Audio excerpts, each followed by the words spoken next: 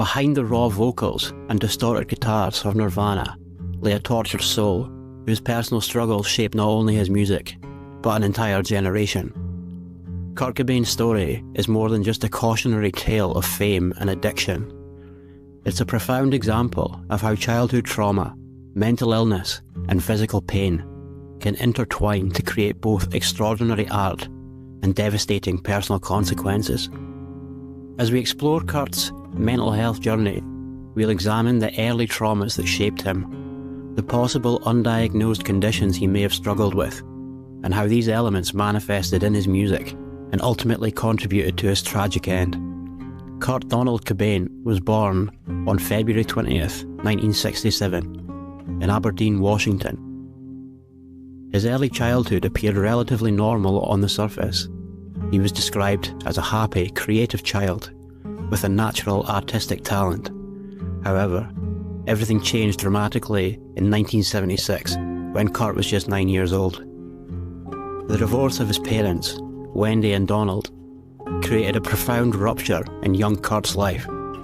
This wasn't just a family separation, it was an event that fundamentally altered his personality and emotional development. Following the divorce, Kurt transformed from a bright, imaginative child into someone increasingly withdrawn, defiant, and troubled. This pivotal moment triggered feelings of intense shame, anger, and abandonment that would haunt Kurt for the remainder of his life. In his own journals, Kurt reflected on this period, describing how the divorce left him feeling deeply betrayed and untethered. The stability he had known was suddenly gone, replaced by a profound sense of rejection. The trauma wasn't limited to the divorce itself. Kurt witnessed domestic violence in his home before the separation, creating early associations between family and conflict. After the divorce, he was shuttled between relatives, experiencing instability and inconsistency during crucial developmental years. No place felt like home, and no relationship felt secure. This early abandonment profoundly shaped Kurt's worldview and self-perception. He began to view himself as fundamentally unlovable and the world as inherently hostile. These beliefs would later manifest in his music, relationships, and self-destructive behaviours. As Kurt entered his teenage years, the psychological wounds from his childhood began to express themselves through increasingly troubling behaviours. His adolescence was marked by rebellion, alienation, and a growing sense of not belonging anywhere. At age 7, Kurt had been diagnosed with attention deficit hyperactivity disorder and briefly treated with Ritalin. This early diagnosis is significant as we examine his later struggles. ADHD is not just about attention problems. It often involves emotional dysregulation, impulsivity, and difficulty with self-soothing, all traits that would become more pronounced as Kurt grew older. Kurt's teen years were characterised by instability and rejection. He bounced between family members' homes, sometimes living with his mother, sometimes with his father, and occasionally with relatives.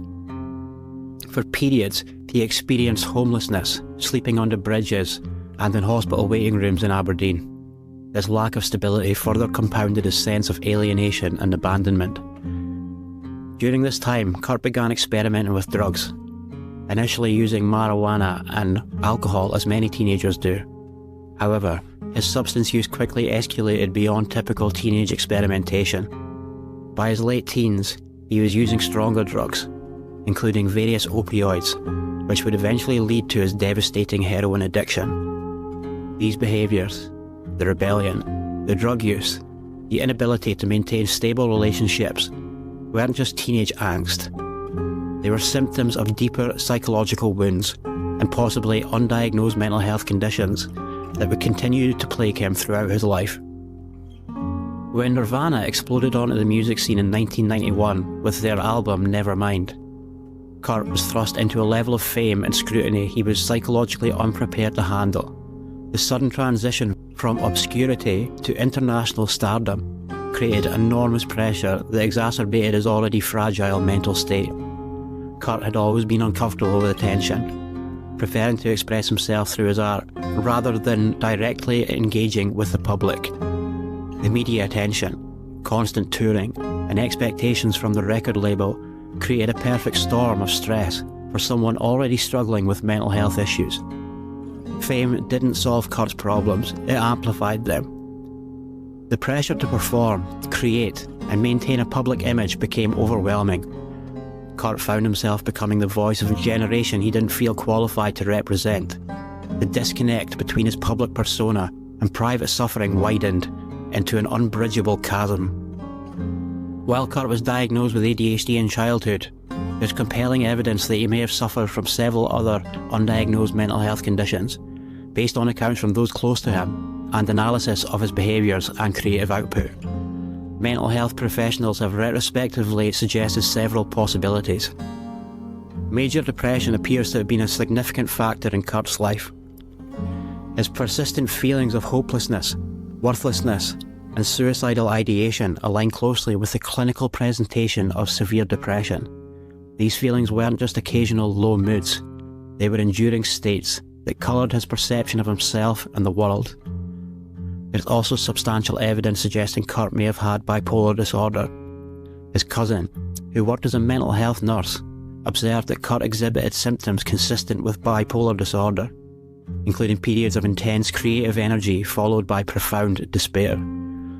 The cyclical nature of his productivity, his sleep disturbances, and his extreme emotional states all align with bipolar symptomatology. It's important to note that in the early 90s, mental health awareness and diagnosis were not what they were today. Many conditions were underdiagnosed or misdiagnosed, and the stigma surrounding mental illness was even greater than it is now. Kurt lived in an era where seeking help for mental health issues, particularly for men, carried significant social costs. One aspect of Kurt's suffering that's often overlooked is his chronic physical pain. For years, Kurt endured severe, undiagnosed stomach pain that caused him incredible suffering. Despite consulting numerous doctors, he never received an effective diagnosis or treatment. This chronic pain created a vicious cycle with his mental health. The constant physical discomfort exacerbated his depression and anxiety, while his psychological distress likely intensified his physical symptoms. Kurt turned to self-medication, particularly heroin, which temporarily relieved both his physical pain and emotional suffering. The relationship between chronic pain and mental health is well established in medical literature. Pain increases the risk of depression and anxiety. While these conditions can lower pain thresholds and make physical symptoms feel more intense, Kurt was caught in this devastating feedback loop with few resources to break the cycle. His heroin use, while destructive, was not simply recreational drug use. It was a desperate attempt to find relief from both physical and psychological torment. Understanding this doesn't excuse addiction, but it helps us see it as a symptom of deeper suffering rather than a moral failing. Kurt's struggles with mental illness weren't hidden. They were laid bare in his music for anyone willing to listen closely. His lyrics often directly addressed his psychological pain, family trauma, and feelings of alienation.